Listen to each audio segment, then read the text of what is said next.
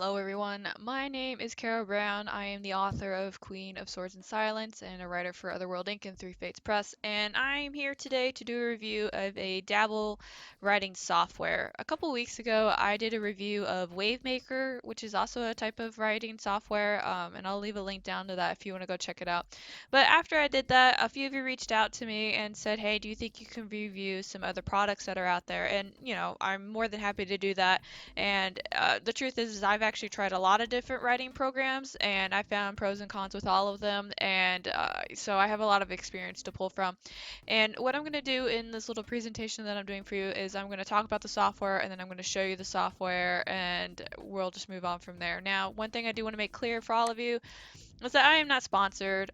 Nobody is paying me to talk about this software, so what you are going to get is an actual honest opinion from me as an individual who has used this software. So don't worry that I'm coming in here trying to sell you a product. I'm just letting you know how this stuff works. So moving on. So what is Dabble? Dabble is a cloud-based writing software that can help plan, write, and sort your story.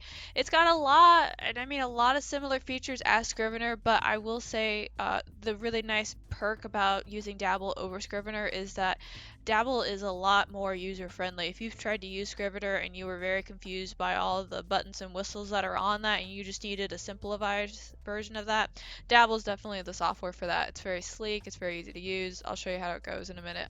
It's also very easy to navigate. You don't get lost in the software very much, if at all. Everything is just a simple click away. It's just so easy to use.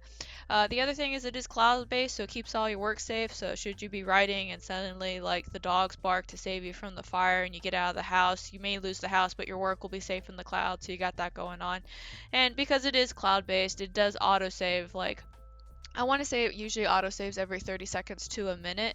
So anything that you're doing, it's just constantly being saved. So it doesn't require anything from you on that now. All right, so I do want to talk about the pros, the cons, and then, as I said earlier, I'm going to show you how to use this now. As I mentioned before, it is cloud-based. I am a very big fan of cloud-based because there's one thing I hate is when something happens to my computer and all my stuff is lost. That's happened to me multiple times over the last 15 years. So anything that's cloud-based usually makes me happy.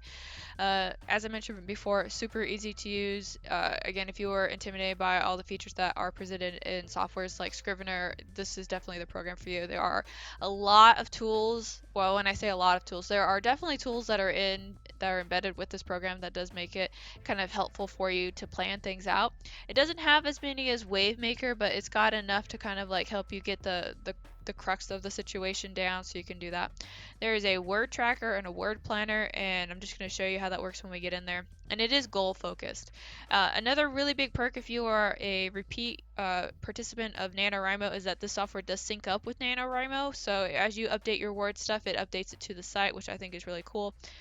You can export it in multiple files, the word, all that jazz. I think it's only 3 right now. We'll look at it when we get in there.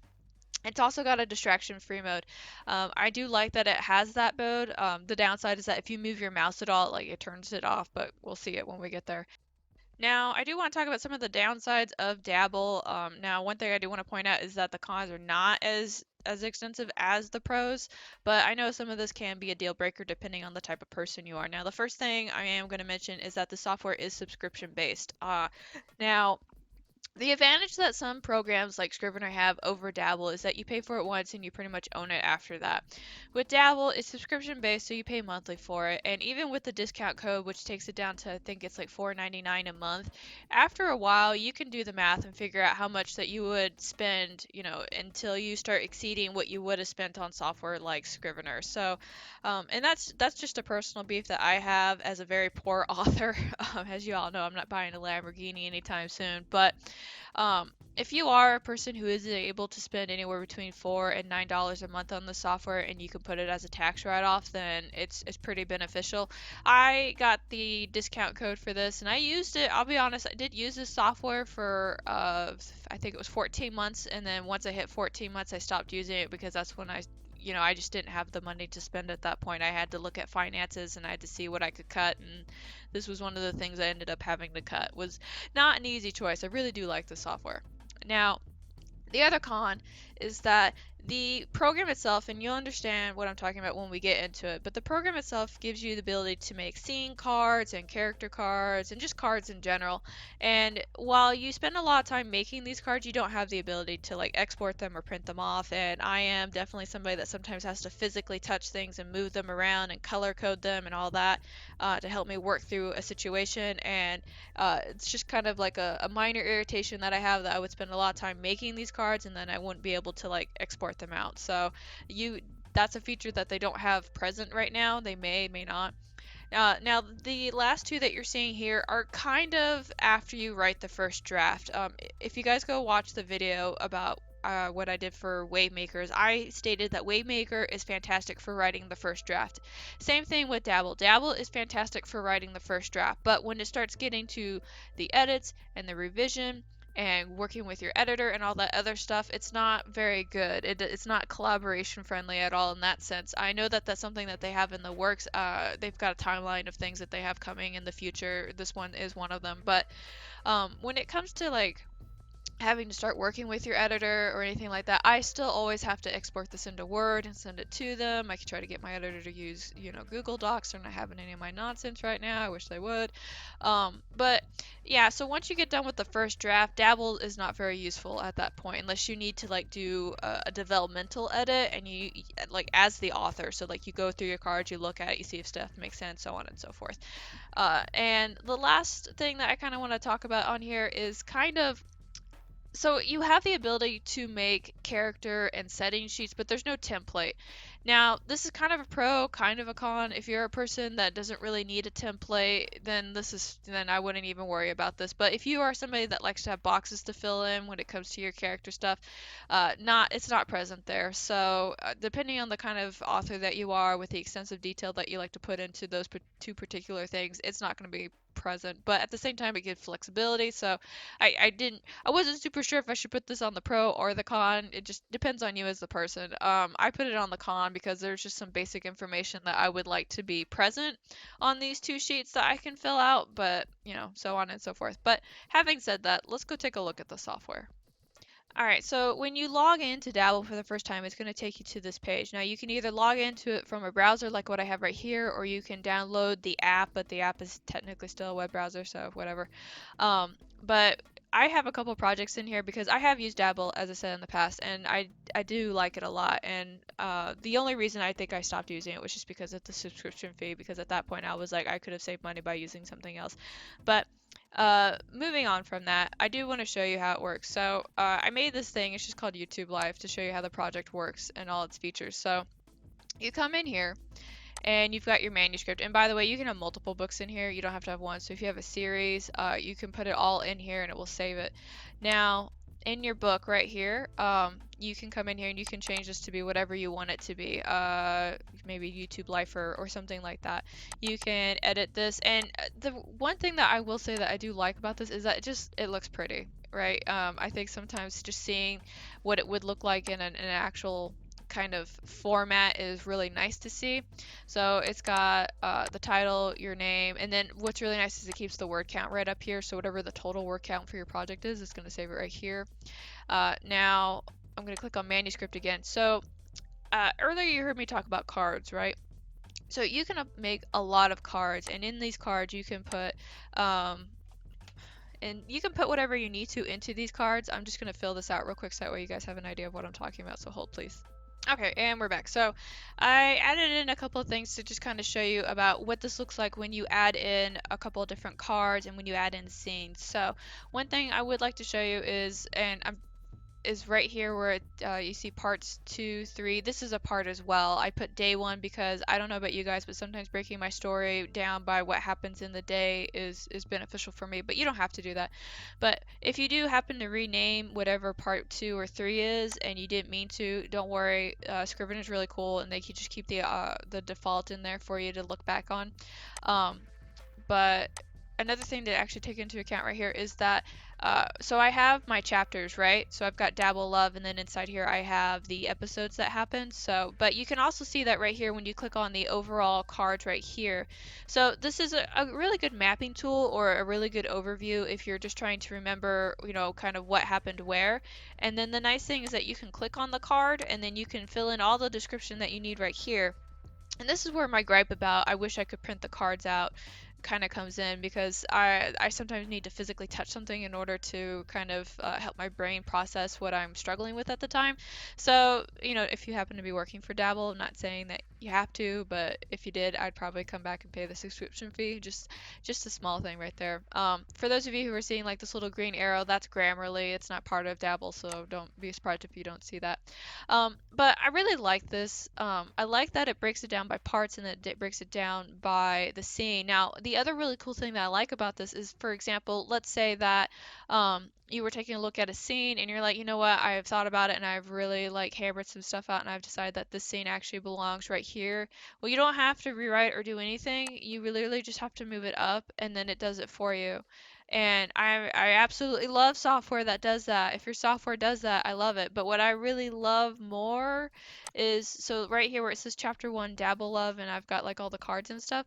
Well, let's say that for whatever reason, maybe I didn't want Dabble Love to be the first chapter. Maybe I want it to be the second. Well, I can move that, and look, the chapter number changes with it. It's a very small pleasure in Carrow's life, but I absolutely love that this happens. So let's go ahead and eyeball the plotting tool. So when you click on plot right down here, it's going to take you to the screen and it's going to show you pretty much how to use it. And I love software that does that. Thank you. But just to give you guys an idea, this is actually based off of the J.K. Rowling system of how she likes to do things. And you'll see that the first thing that happens is all the cards that I made in before, they're going to show up here, which I also think is really cool. But what it really does is it just kind of puts them in chronological order. So you're going to see it right here. Now, the really nice thing about that, so let's say you go up here and you plan out all your cards and you have an idea. Well, the really nice thing is now you can go ahead and break it down into your characters and your plots, and I'm just going to take a moment to type that all in so that way you have a better idea of what I'm talking about. Okay, so I went in here and I kind of set up just so that way you guys have an idea of, what's going on. Now, the way that I did it, it's really only beneficial if you've already outlined the book over here in the manuscript. So if you're somebody that likes to plot the scenes and then you like to come in here and you break it down by theme and all that other stuff, then this is definitely good for you. I know some people aren't very fond of that, but again, that's just an individual preference. So me mentioning it is just kind of pointing it out. Now, what I really do like is how versatile this is. You click in here, you put in your words right here. I'm just going to type in some letters, and then you type in more letters right here, and it will just show up right there, and you can click on it anytime. And what's really nice is because it's so versatile, you can use these cards for pretty much anything. I put these sub themes up here, these plots, which you can see over here on the side as well. But I really like it a lot in the sense that if I just need to focus on, what the author is doing and how they're feeling, I can put that right here. If I want to talk about what's going on in the setting, I mean, it's really easy. And the other really nice thing about this is that, for example, should I have written a lot more than what this card has space for, it will actually just start scrolling down. So if you're in the middle of needing to really get that word vomit out for this particular theme that's going on at this moment, you're not restricted by a word limit. So that's really nice too. Let's see what else. I think, and you can move the cards. That's really nice as well. So anytime you need to move the cards, you can do that as well. Yeah, so again, really versatile tool, really flexible. I really do enjoy that. I just wish I could print it, y'all. Now let's move on to the story note thing. Now, be really frank with everybody who is watching this at the moment, I actually do not use this very much. And the reason I don't use it is just because it doesn't really do anything for me, honestly, just because I can't, like, I'll come in here and I'll type up all the stuff, but I can't pull it up to the side. I can't use it for anything. But it's really good in the sense that it kind of helps you hammer out who's going to be in the story and what they're doing. In fact, hold on, let's just go to another project. So this is another project I have where I've got like the story notes. So it will basically have everything that I need in here for those characters. And I can scroll down and I can look at it whenever I need to. But again, I'm not really going to be able to, like, I can't pull it up while I'm writing, which is a perk that Scrivener has. If you're Scrivener and Wavemaker will let you pull up information off to the side to reference while you're doing that. But yeah, that's pretty much it. And again, these are blank templates, so whatever you put in here is what you're going to decide to put in here. So if you're somebody that likes to have kind of like boxes to fill in, this is not your cup of tea. But if you really don't need to put in a lot for your character development or anything like that, then this is really good for you as well. So, now the other thing I would like to show or direct your attention to is right here in the very bottom where it says trash.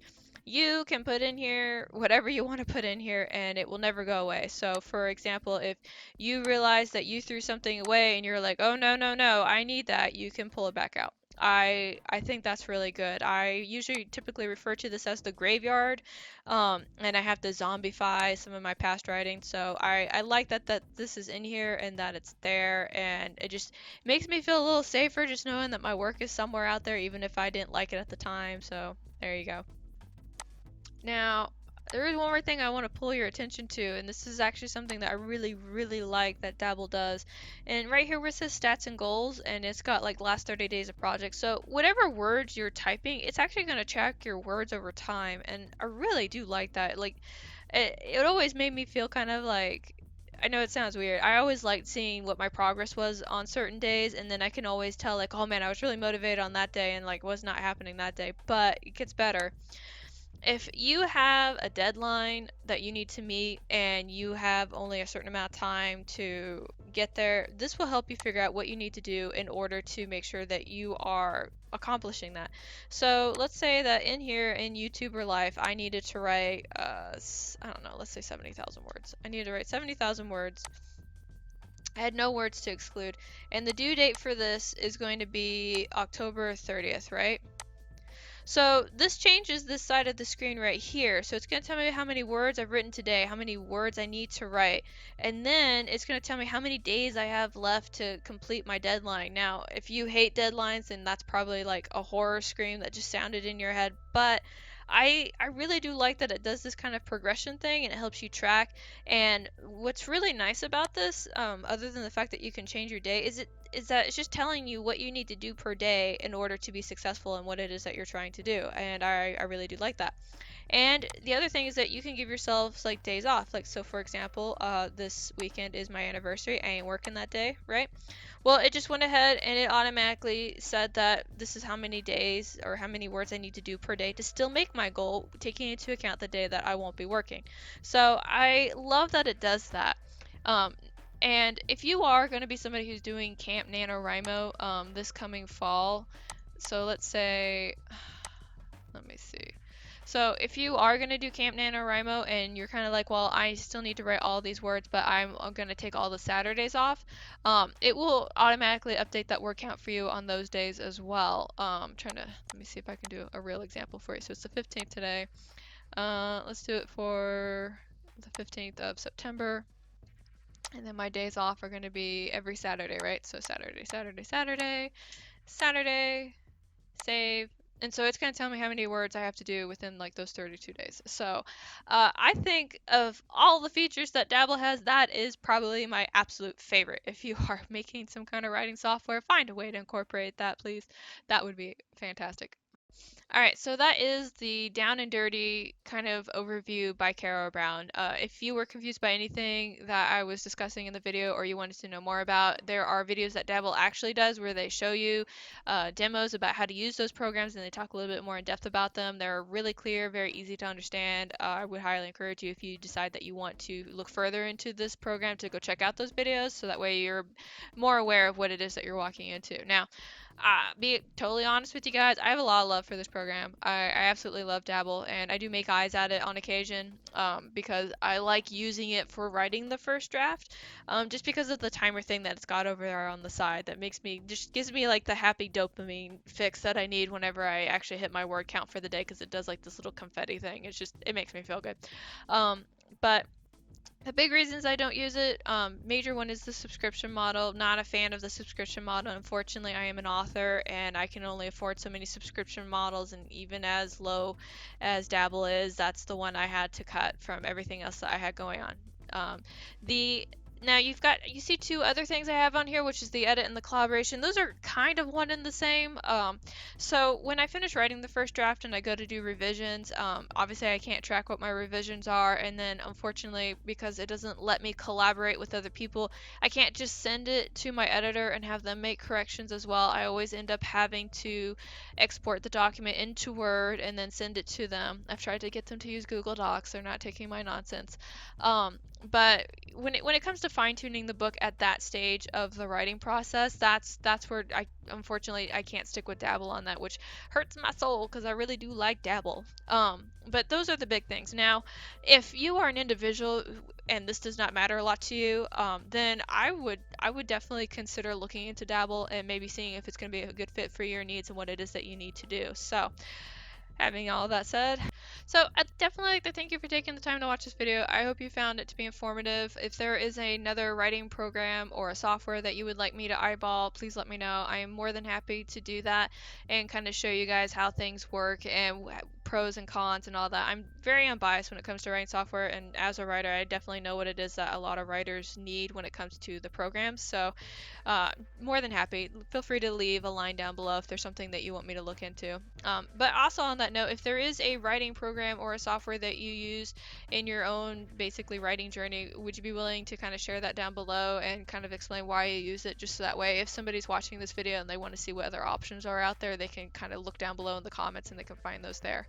But that's all I got for you today. Thank you guys so much for watching. Again, Queen of Swords and Silence came out last week. My book is a week old. It's wonderful. If you have not gotten a copy of it, it is available on Amazon, on Kindle, and paperback, so you can get them on there. If you're not sure if you want to actually get a copy of that book, down below I have a link to the first chapter that I read aloud, so you can listen to that, see if it's your cup of tea. If it's not, don't even worry about it. I do that for you guys. And if you are curious about new things that are coming up and you want to know about before anybody else, I got a newsletter link down below too. You can sign up for that. I got lots of little goodies in there and all that wonderful jazz. But that is the end of my video. Thank you so much for watching, and I'm going to see y'all real soon.